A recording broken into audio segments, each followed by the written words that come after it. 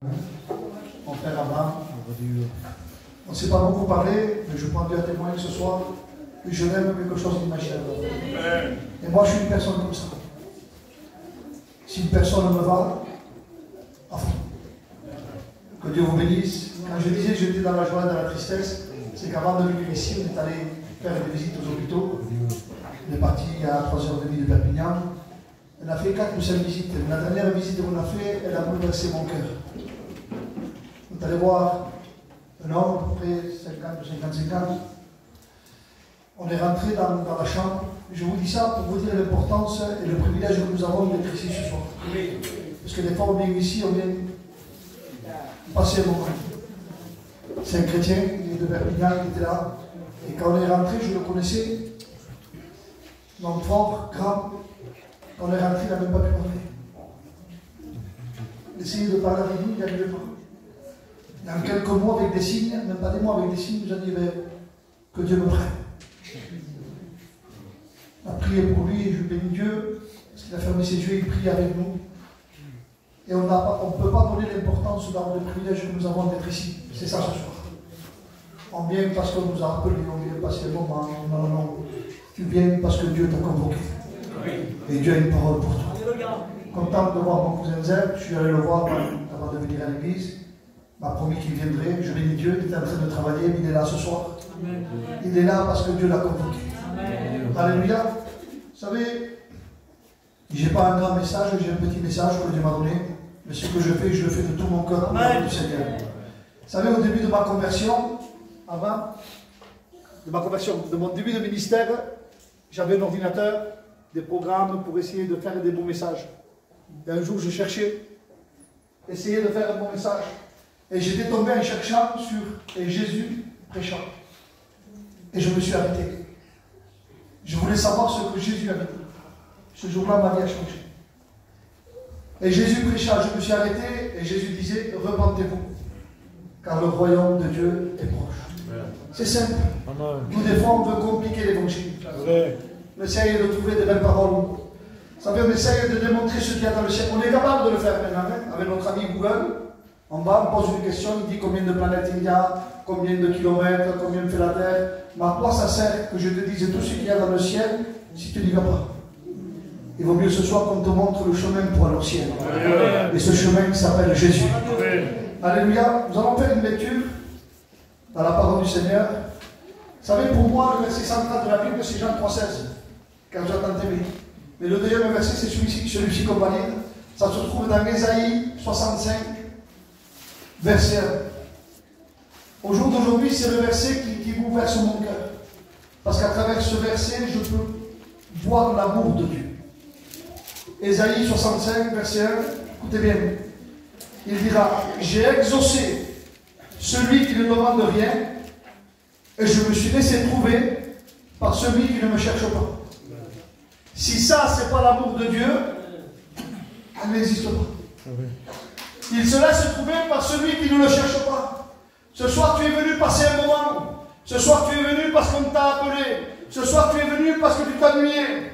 Mais réellement, c'est Dieu qui t'a convoqué parce qu'il veut se laisser trouver par toi ce soir. Il se laisse trouver par celui qui ne le cherche pas. Et il bénit celui qui ne demande rien. Tu n'as rien demandé à Dieu, mais Dieu connaît ton besoin. Et vous savez, j'ai intitulé mon message le moment de Dieu. Ce message est simple, vous allez voir. Mais c'est le moment que Dieu a programmé pour pouvoir faire des miracles. C'est le moment que Dieu a programmé pour pouvoir changer et transformer nos vies. Et cette réunion, je demande pardon aux anciens, ceux qui l'ont arrangé, qui l'ont fait, qui l'ont programmé. Mais réellement, c'est Dieu qui a programmé cette réunion ce soir. C'est Dieu qui a programmé que nous puissions venir ici. Parce qu'il veut faire une rencontre avec toi. Amen. On a toujours prêché, les frères. Et c'est vrai tout ce qu'on a dit. Il y avait une femme malade depuis 12 ans. Cette femme, on connaît l'histoire, mais je vais te la rappeler. Pendant 12 ans, elle a gaspillé tout l'argent qu'elle avait en voyant des docteurs. Pendant 12 ans, elle a fait docteur après docteur, essayant de trouver une solution. Mais un jour, à Capernaum, elle va entendre parler qu'il y a Jésus.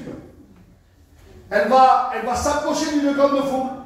Et dans son cœur, elle va désirer quelque chose.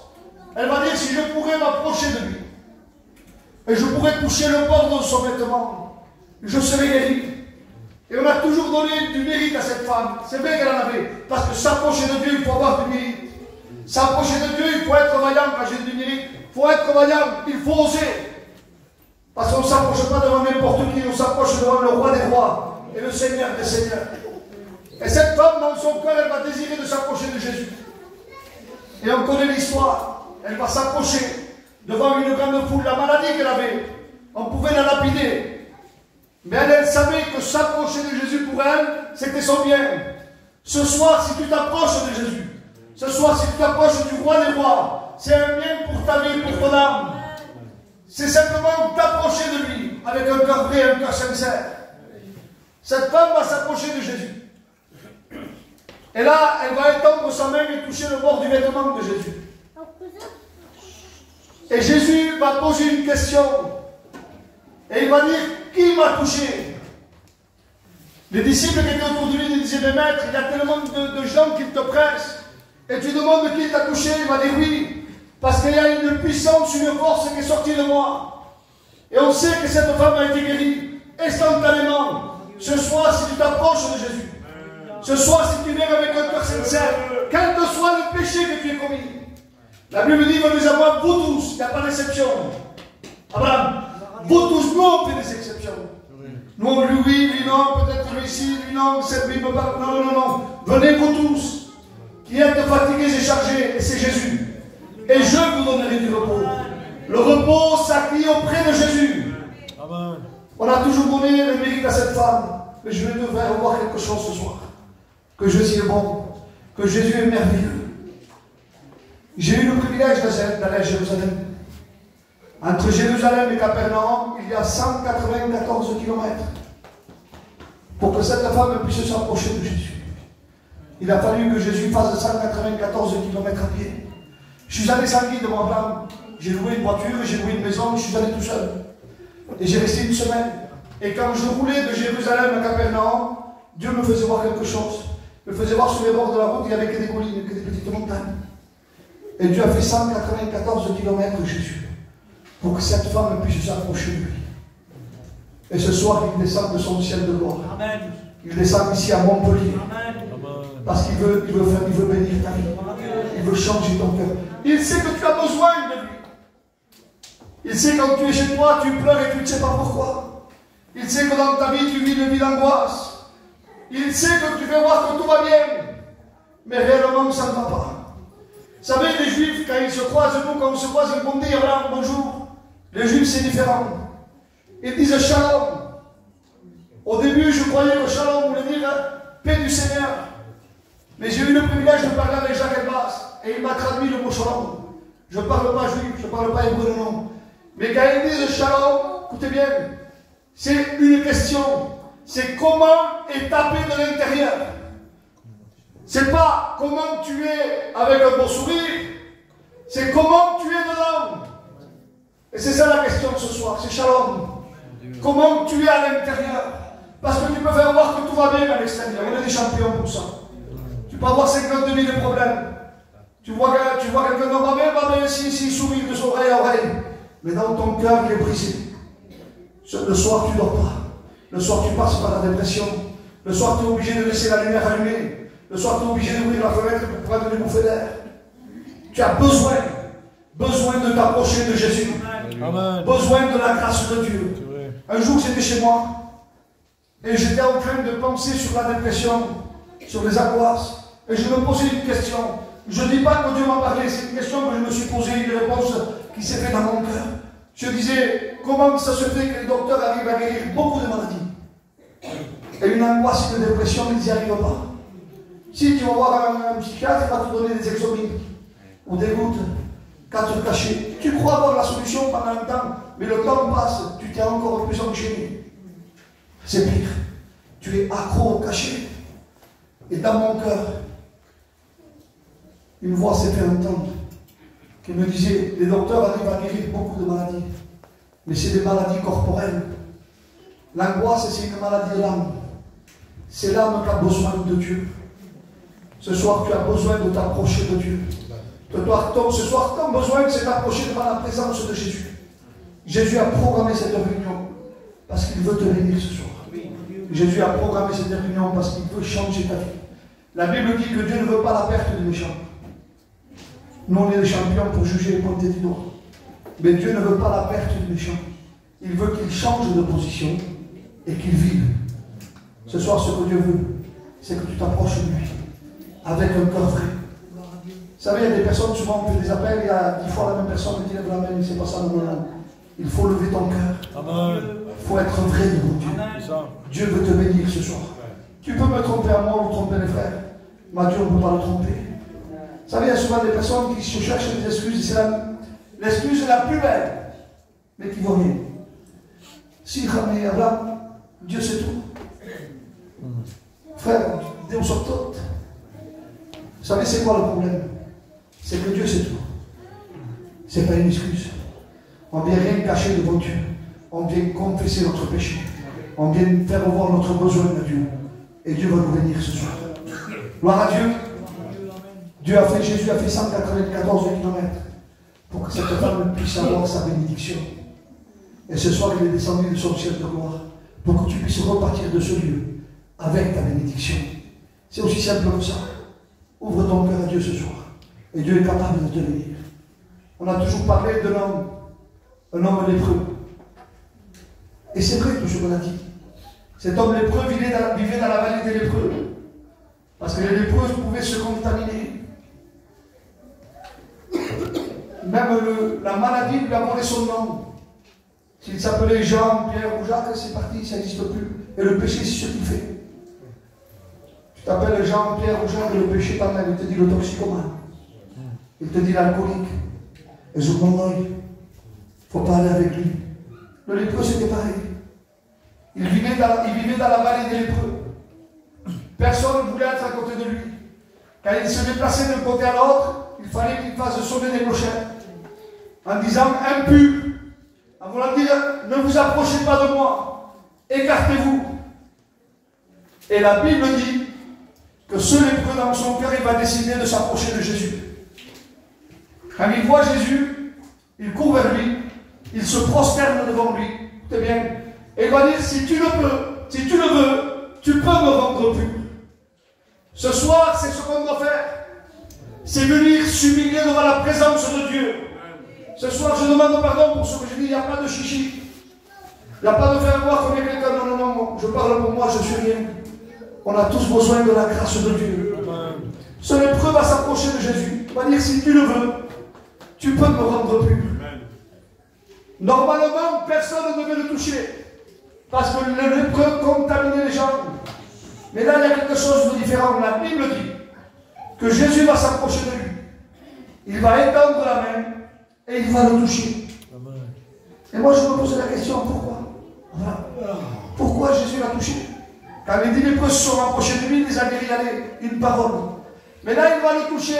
Et dans mon cœur, ça me disait, ça faisait longtemps qu'il n'avait pas senti une main sur lui. Ça faisait longtemps qu'on n'avait pas touché son épaule en disant que tu aurais une solution. Et Jésus va étendre sa main. Et ce soir, il veut étendre sa main sur lui. Il va étendre sa main et il va le toucher. Et à l'instant même, la Bible dit qu'il va être purifié. Alors regardez, normalement, il est peu contaminé. Mais là, c'est à l'envers. C'est Jésus qui va le contaminer. Jésus qui va le purifier. Ce soir, peu importe comment tu es venu, Jésus veut purifier ta vie.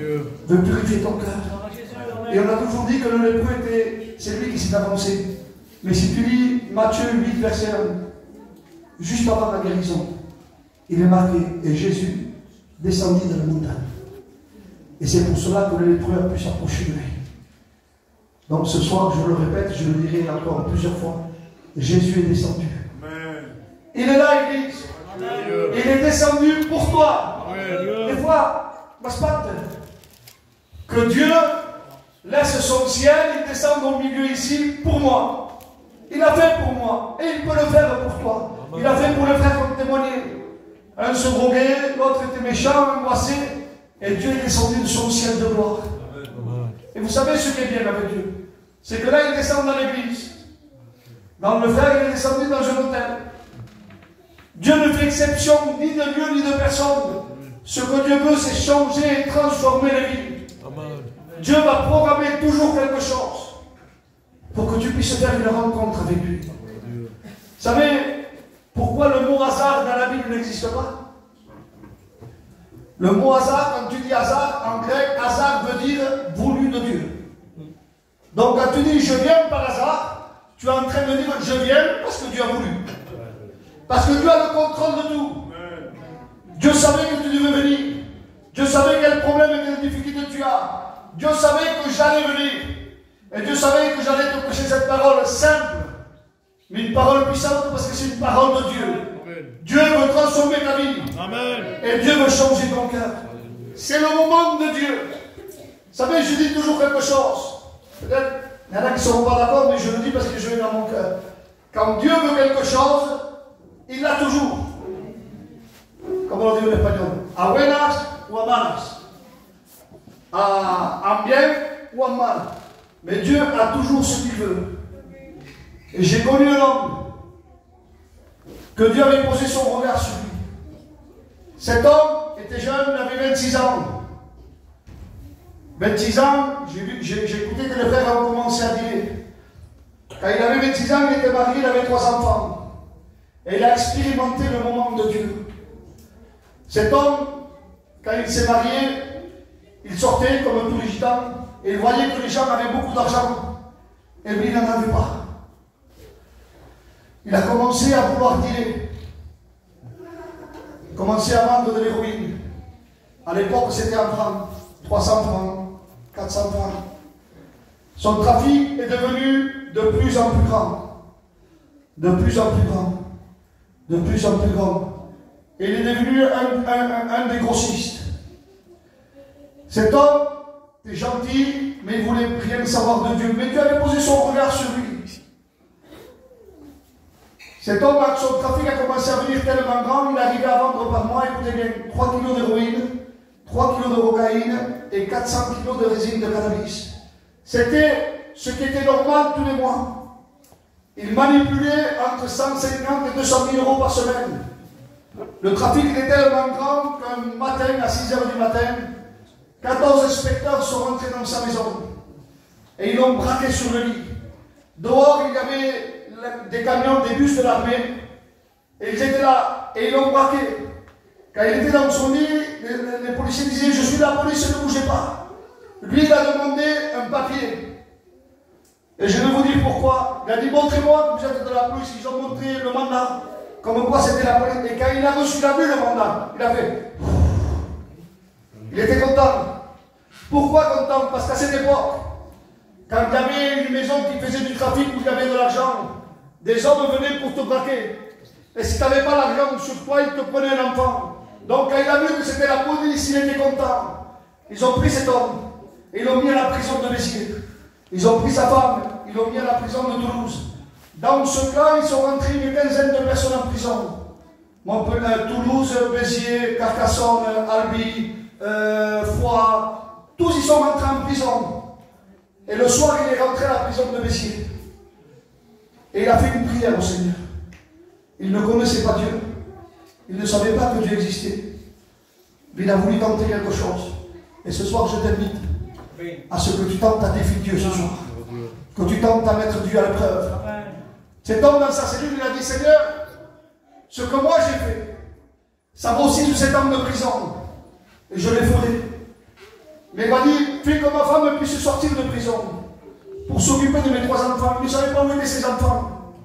Abraham, il avait 3 enfants, petits de bas âge, il ne savait pas où ils étaient. La police les avait pris. Et dans cette cellule, c'est ça qui est bien avec Dieu, frère. Comme j'ai dit, il peut te convertir ici. Il a converti dans une chambre d'hôtel. Ce jeune s'est converti en prison, dans une cellule. Il a expérimenté un verset qu'il ne connaissait pas.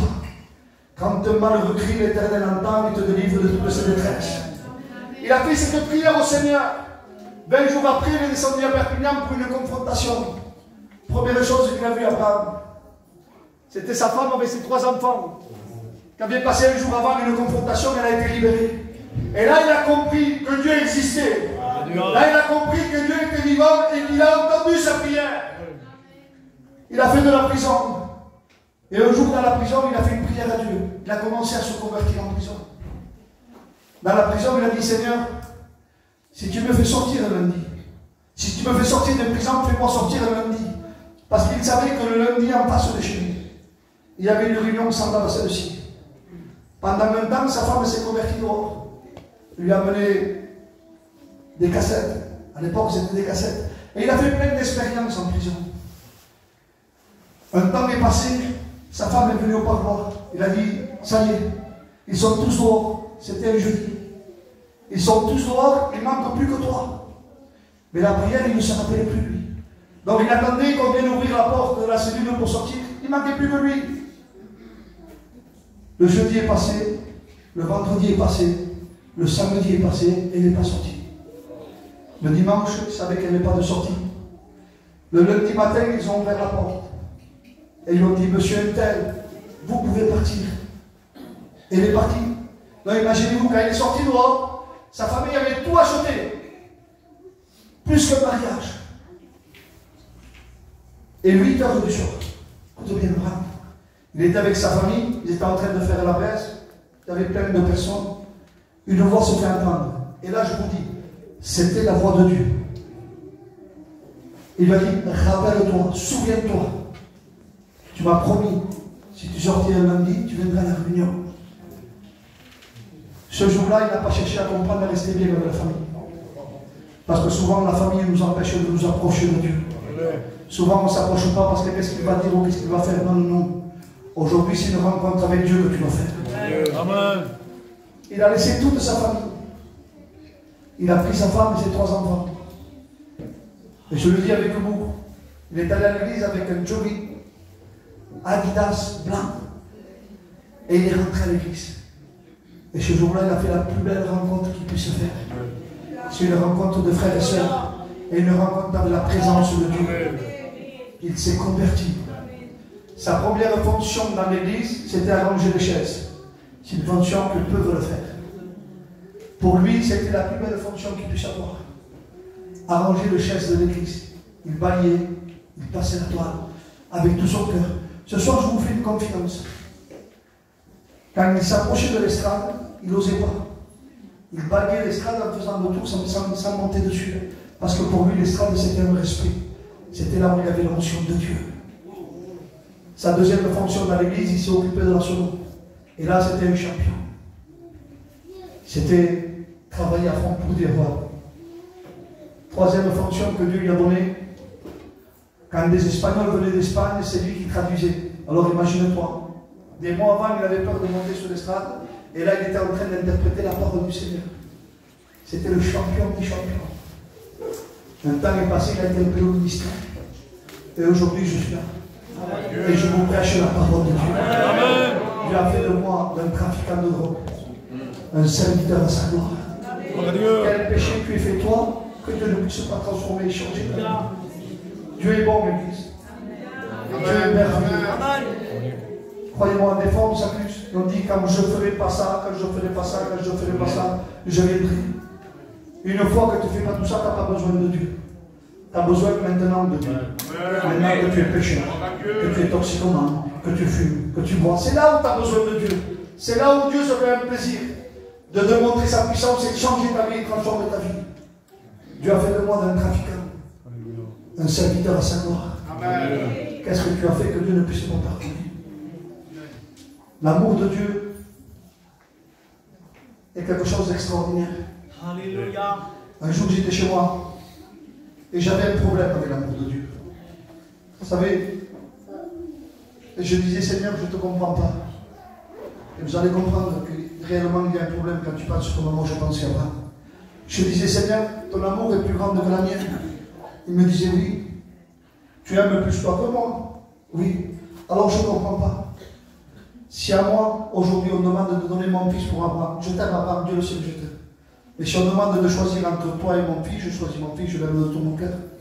Si je devais choisir entre mon père et mon fils, je dirais mais que mon père meure, que mon fils vive. C'est la logique. Si je devrais choisir entre vivre moi ou vivre mon fils, que mon fils vive et moi je meurs. Il n'y a pas de problème.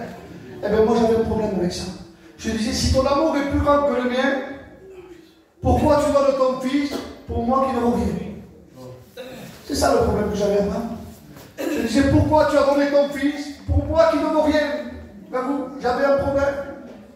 Et dans mon cœur, il me disait, Alain, tu as 2 garçons? Je disais, oui. Il y en a un qui est grand et l'autre qui est petit, là ici.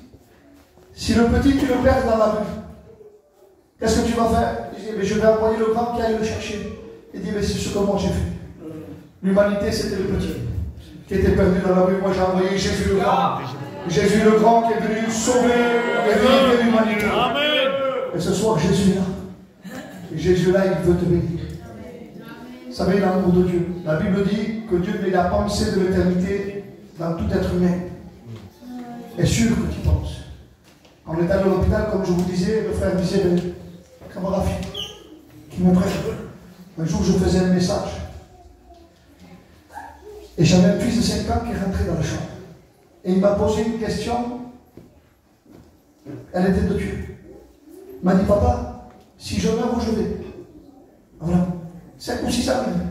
Et moi, ça me fait retard. Je lui ai dit, si tu meurs, tu pars avec Dieu. Et il a fait un grand sourire. Et c'est le sourire qui m'a choqué. Et je me rappelle à cause du sourire. Quand il m'a dit, si je meurs, où je vais, ça ne m'a pas choqué. Quand je lui ai dit, tu pars avec Dieu, il est sorti avec un grand sourire. Parce qu'il savait qu'il partait avec Dieu. Je te pose une question. Si tu viens à partir de cette terre maintenant, où vas-tu passer l'éternité? Et venir à l'église, écoutez bien, ça ne sauve pas. Il y a des personnes qui vont venir à l'église, et même quand Jésus viendra nous chercher, ils reviendront à l'église. Ce qu'ils sauvent, c'est avoir un face-à-face avec Jésus. Ce qu'ils sauvent, c'est ouvrir son cœur à Dieu et demander pardon à Dieu. Où vas-tu passer l'éternité? Vous savez, il y en a qui disent le lendemain ne t'appartient pas. Le demain n'existe pas encore. C'est aujourd'hui où tu vas prendre la décision. C'est aujourd'hui que tu vas prendre l'engagement. Vous savez, je le dis dans mon cœur, cette réunion a 2 sens. Elle peut te sauver ou elle peut te condamner. Pourquoi? Si tu viendrais à passer devant Dieu, tu pourrais dire peut-être, Seigneur, je ne savais pas que tu existais. Te dire non, rappelle-toi, Alain de Perpignan est venu avec un petit message. Mais il t'a dit que je voulais te sauver. Donc, tu n'as pas d'excuse ce soir. Simplement, tu vas accepter Jésus dans ton cœur. Venir à la réunion, ce n'est pas suffisant. Il faut avoir une rencontre avec Jésus. Souvent, on se croit que parce qu'on vient à la réunion, on est sauvé. Non, non, non, non. Dieu prend les siens. C'est ce qu'on fait la paix avec lui. C'est ça. Jésus revient chercher son Église. Est-ce que tu fais partie de l'Église de Jésus ce soir? Donc ce soir, c'est les mots que Dieu a mis dans mon cœur.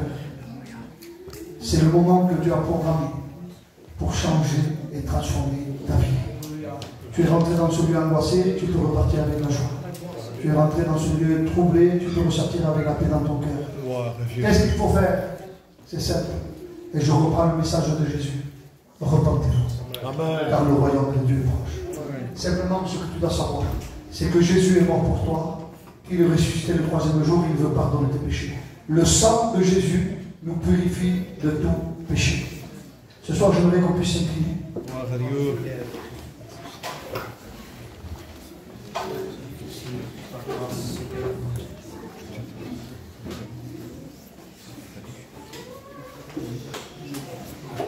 Ce soir, pendant que tout le monde est incliné, c'est de faire une jolie petite mélodie.